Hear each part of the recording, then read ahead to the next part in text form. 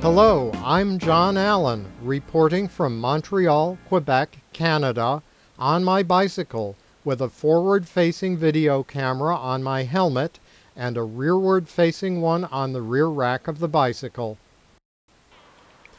This will be an uninterrupted, continuous video of a ride eastbound on the Rue Rachel, starting at the Rue de Brébeuf.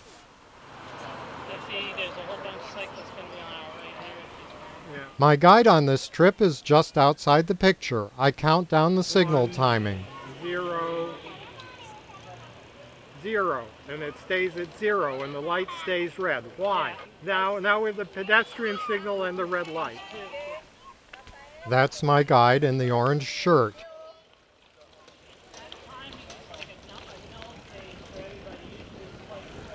The rear view is reversed, as in a rear view mirror. An all-red clearance interval. The passing bicyclist appears on the same side in both views.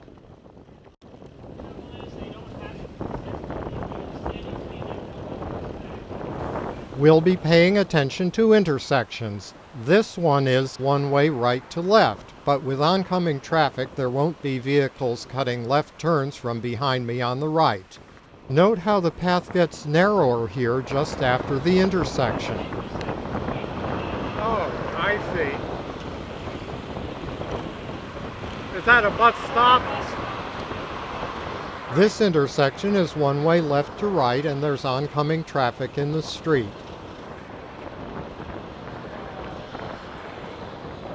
The next intersection is one-way right to left, and so I take a good hard look over my right shoulder. The camera turns with my helmet, but I can turn my eyes and I'm actually looking farther. We pass another bus stop. The path is only about 2 meters or 7 feet wide here for two-way traffic. We slow until we see that the traffic light at the next intersection has turned green. Note the right turn area to our right. It enables a two-stage right turn from the left side of the street. Once again, you can see that the rear view is mirrored. Yet another bus stop. The bikeway is raised so that people in wheelchairs and with baby strollers can get across. The low curbs could still topple bicycles. The park on our right ends. We approach a major two-way arterial street.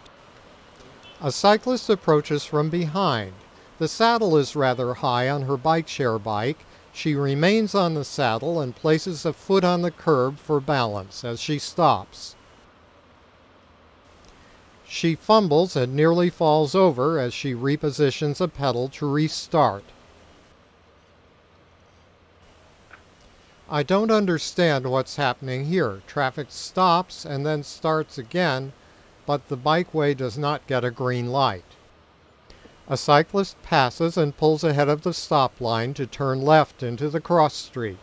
This is where last study ended before this intersection.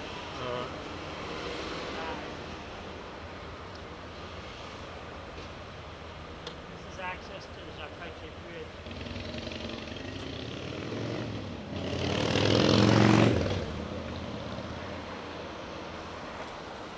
Bicyclists on the two-way bikeway block a car from turning right. My guide and I are going about 11 miles an hour. Other cyclists would like to pass us, but they can't because the bikeway is too narrow to allow overtaking in the face of oncoming traffic. Now finally they can overtake. Montreal's bikeways have a speed limit of 12 miles an hour, although I never saw a sign indicating that. Fit bicyclists generally go faster and ignore the speed limit. The traffic light ahead of us turns green. A bicyclist behind us thinks about passing but then decides against it in the face of oncoming traffic. A van is waiting to turn right. I also look behind on my right for potential left turners. The following cyclist is still following us. The entire line of traffic on our right is just starting to move, having been blocked by the right-turning vehicle. At the next intersection, there's another right-turning vehicle. Once we have passed, it turns across the bikeway. The following bicyclist is still behind us. Again, traffic is blocked by the vehicle that was waiting to turn right. Yep, protected bikeway. Yep. Advocates for this kind of bikeway label it as protected. That was exciting. What happened? Car was turning left.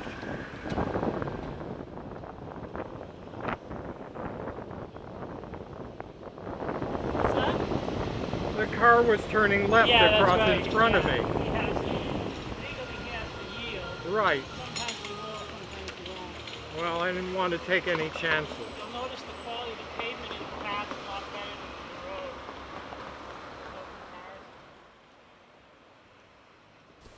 road. Oncoming bicyclists merge into the crosswalk, uncomfortable with the narrowness of the path.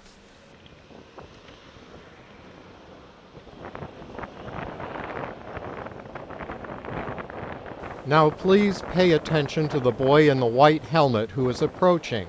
He's riding about 2 inches from the curb. If his front wheel or pedal contacts the curb, he could take a hard fall. This path is too narrow to carry two-way bicycle traffic safely. Here also, parked cars are immediately adjacent to the path, where doors can open across the path. Well, motorists who might open their doors are at least looking ahead toward bicyclists in the closest lane. The posts next to the path also could take a bicyclist down. More bicyclists are approaching from the rear and unable to pass due to oncoming traffic. Traffic clears and they pass. My guide points out a rough patch of pavement and shies away from it. I also do.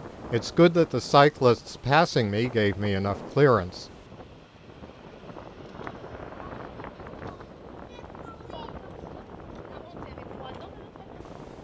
We approach another major intersection.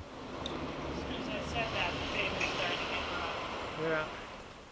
A bicyclist approaches the intersection in the oncoming lane, moves out into the intersection before the light changes, and then passes oncoming bicycle traffic on its left. I have to be very careful for potential left turners here. We would have been hidden from each other by that bus. Motorists could turn right not only at the intersection, but also at this driveway. A car prepares to turn left across our path at the next intersection.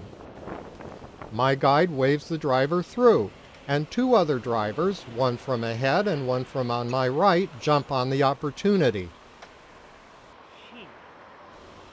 Here comes a big white box truck, preparing to turn right. It waits. I pass a car wash. A bicyclist weaves across the street, riding against traffic, and cuts in front of my guide. For a second time, my guide pulls aside into the parking lane to check on me. To enjoy sociable conversation with one another, bicyclists must be able to ride side by side. That is usually not possible on this narrow, two-way bikeway. We're now in the middle of a long block with no cross traffic except maybe at this doorway. Well, no, but now we approach the end of the block and I have to pay attention in case of potential conflicts. Riding through an intersection side by side with another bicyclist would be a bad idea, even without the oncoming bicyclist. We now ride up onto a bridge where the bikeway is separated by an actual Jersey barrier, although it is interrupted for a couple of driveways that apparently only serve landscaping vehicles.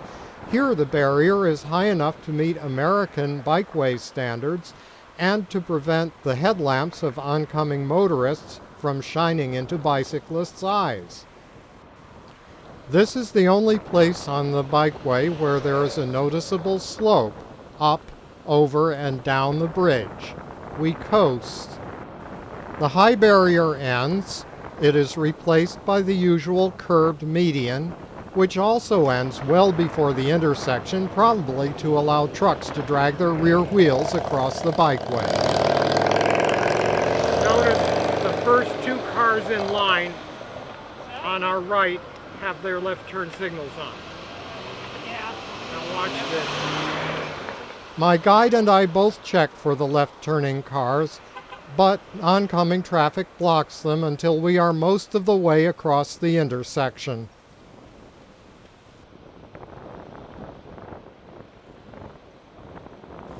We've left downtown Montreal and traffic has thinned, but there's still enough oncoming traffic to protect us from potential left turners at this wide driveway. We approach an intersection where motor traffic is turning left and a special bicycle signal is red. What does the flashing green mean? That means turning vehicles have priority. Oh, So in other words, if you see flashing green, it means the other guy has red. And also we have red. I see. Right. Usually the sign is priorité au clignottement de feu vert. Some of it doesn't have. Right. Okay, now we have the green. So this is actually a protected phase except for potential right turning traffic from the other direction. What's that? That is a protected signal phase except for the right turning traffic coming toward us. Right, but they would have red. On the flashing green, they'll have red. On the solid green, you don't know what they have. Might be red, might be green, but usually if it's a plain green that we have, they also have green. Yeah.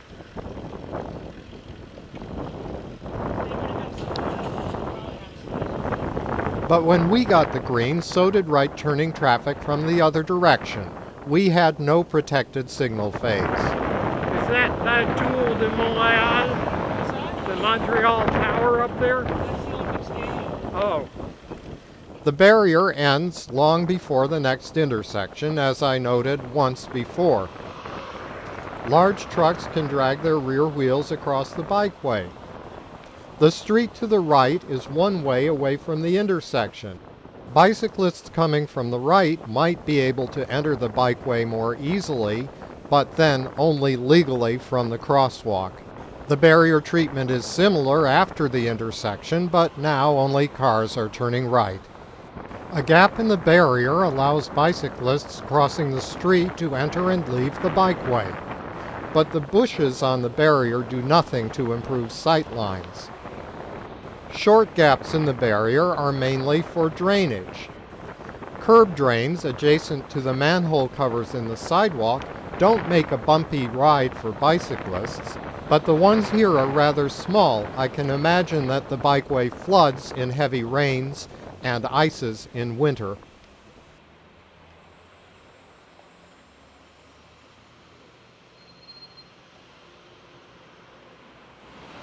The tower wasn't completed during the Olympics. It was like construction. Construction.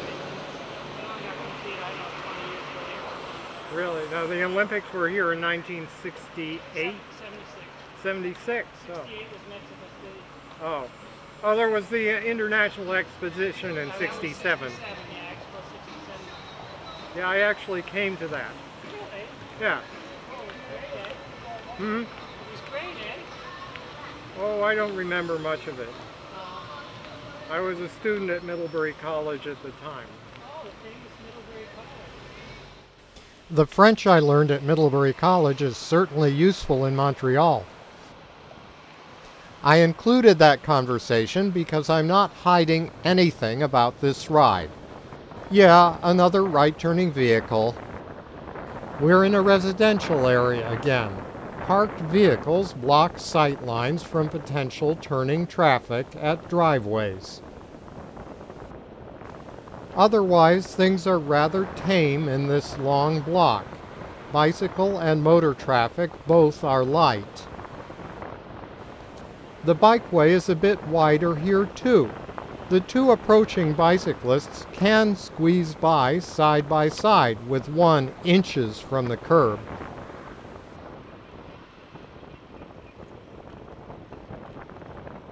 Look to the right side of the screen. You'll barely see a car preparing to turn left. The driver barely saw me in time to stop and blocks a couple lanes of traffic while waiting to make the turn. There's a bike share station to the left, and my guide checks the time to see whether he needs to switch bikes to avoid a surcharge. An oncoming bicyclist merges right into the crosswalk and crosses against the light. An oncoming vehicle would hide her well from a right turner if the light changed. I time the countdown signal. He can have up to 30 minutes. Uh-oh, we have an unhappy child over there. We look right and the oncoming bicyclist looks left. A bicyclist who has been riding behind us pulls out to pass, forcing others out of his way and almost forcing one of them into the curb.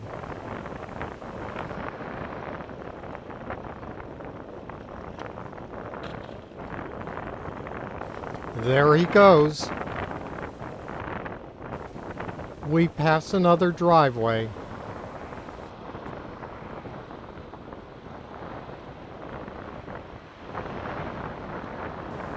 And yet another driveway, this time with cars parked partway across, although it appears that some of the driveways have been eliminated.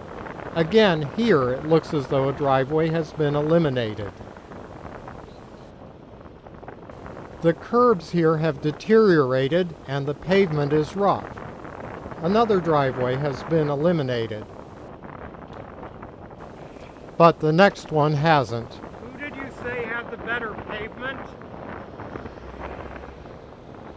Green light.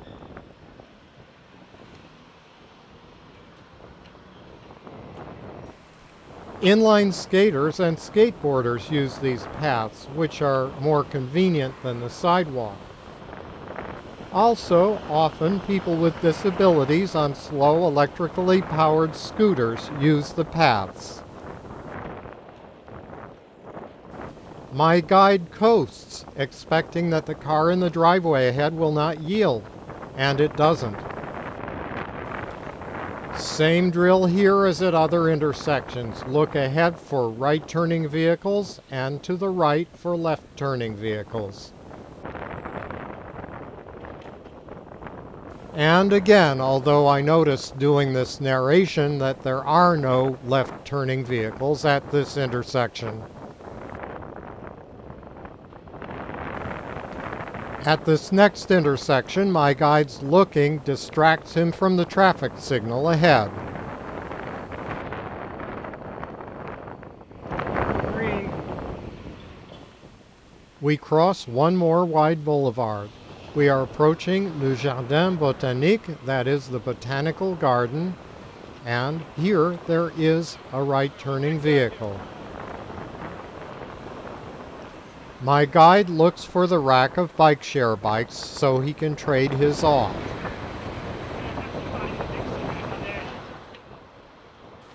The ride and this video end here. Thanks for watching.